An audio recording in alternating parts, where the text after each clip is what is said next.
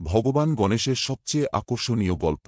গণেশ যখন রেগে গেলেন, ঠিক আছে, আপনি বিশ্বাস করতে পারেন না যে ভগবান গণেশ আসলে রেগে যেতে পারেন, কিন্তু একবার চাঁদ গণেশের মোটা পেটে হেসেছিল। ফলস্বরূপ গণেশ চাঁদকে অভিশাপ দিয়ে বলেছিলেন যে বিনয়বর চতুর্থীতে যে চাঁদের দিকে তাকাবে তাকে মিথ্যা দোষ দেওয়া হবে। তাই গণেশ চতুর্থীতে চাঁদের দিকে না তাকিয়ে মানুষ বিশ্বাস করে। গণেশ এবং তুলসীর গল্প। ব্রহ্মবর্ত পুরাণে বলা হয়েছে, তুলসী দেবী যখন গঙ্গা নদীর তীরের মধ্য দিয়ে পার হচ্ছিলেন যেখানে ভগবান গণেশ ধ্যান করছিলেন, তখন ভগবান গণেশের মুগ্ধতায় বিস্মিত হয়েছিলেন। তুলসী দেবী গণেশকে তাকে বিয়ে করার জন্য জিজ্ঞাসা করতে এগিয়ে গেলেন, কিন্তু গণেশ উত্তর দিয়েছিলেন যে তিনি তার জীবনে কখনো বিয়ে করবেন না। এটি তুলসীকে ক্ষুব্ধ করে এবং সে গণেশকে অভিশাপ দেয় যে তার শীঘ্রই বিয়ে হবে, এবং গণেশ তুলসীকে চিরকালের জন্য একটি উদ্ভিদ হওয়ার অভিশাপ দেন।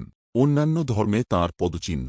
ভগবান গণেশ শুধু হিন্দুরাই নয়, বৌদ্ধরাও পূজা করেন। বৌদ্ধ ধর্মে গণেশকে বিনায়ক হিসাবে উল্লেখ করা হয় এবং তিব্বত, চীন এবং জাপানের মতো দেশে পূজা করা হয়। তাঁর প্রজ্ঞা, জ্ঞান এবং মতাদর্শ সর্বত্র ভক্তদের দ্বারা শ্রদ্ধে। গণেশকে বেশিরভাগই পদ্মের উপর বসে থাকতে দেখা যায়। এখন একটি হাতি পদ্মের উপর সমর্থন করে এমন অদ্ভুত। এটা বোঝায় যে তিনি অত্যন্ত সংবেদনশীল। এছাড়াও গণেশকে সবসময় ইঁদুরে চড়তে দেখা যায়। এটি ভ্রমণের সবচেয়ে অপ্রত্যাশিত উপায়, কল্পনাযোগ্য, একটি ইঁদুরের উপর একটি হাতি। যাই হোক, তাৎপর্য আরও গভীরে চলে যায়। ইঁদুরটি দড়িতে ছিটকে পড়ে যা বাঁধে। যে ইঁদুরটি ধীরে ধীরে জিনিসের মধ্যে ছিটকে যায় সে মন্ত্রের মতো, যা অজ্ঞতার চাদর, এবং চাদর কেটে একটি হাতিও বহন করতে পারে। পরম অন্ধকার ছাড়া আর কিছুই হতে পারে না, এবং যা প্রয়োজন তা হল একটি ক্ষুদ্র রশ্মি যা আমাদের আলোকিত করতে পারে, আমাদের অজ্ঞতা থেকে মুক্ত করতে পারে। খুব বেশি প্রয়োজন নেই, শুধু এই ক্ষুদ্র অবিরাম সচেতনতা। এমনকি গণেশ যে সরঞ্জামগুলি চালান তা প্রতীকী। তিনি এখন তাঁর হাতে বহন করেন অঙ্কুশা, একটি ছাগল লাঠি যা একটি হাতিকে জাগ্রত করতে ব্যবহৃত হয়, এটি জাগরণ বোঝায়, এবং পাশা ফাঁস যা নিয়ন্ত্রণকে বোঝায়।